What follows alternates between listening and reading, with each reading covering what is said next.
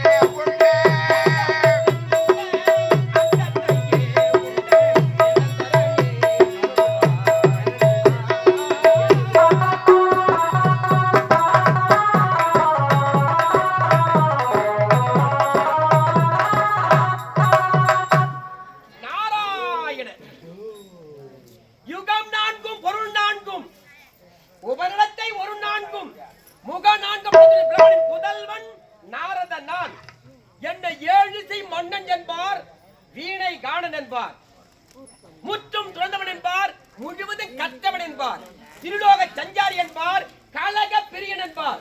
ஆம், நாரத நான் கலகம் என்று விதையை விதைத்து விட்டாலே போதும், அது முளையாகி செடியாகி மரமாகி அரும்பாகி பூவாகி விஞ்சாகி காயாகி கனியாக வரை என் சொல்லும் செயலும் அள்ளும் பகலும் தொடர்ந்து கொண்டிருக்கும், ஓய்வின்றி ஓச்சலின்றி. நாரதன் கலகம் தீமையை ஒழித்து நன்மையை நிலைநாட்ட, அதர்மத்தை அழித்து தர்மத்தை காக்க, சத்தியம் செழிக்க நீதியை தழைக்க, நல்லன வாழ அல்லன விழ. இந்த கலக குறிக்கோள். நாளுக்கு ஒரு கலகம் செய்யவிட்டால் நாரது நெஞ்சம் நிம்மதி அடையாது. அதனால் இந்தியர் கலக பசிக்கு கிடைக்க வேண்டுமே இறை, அதுதானே முறை.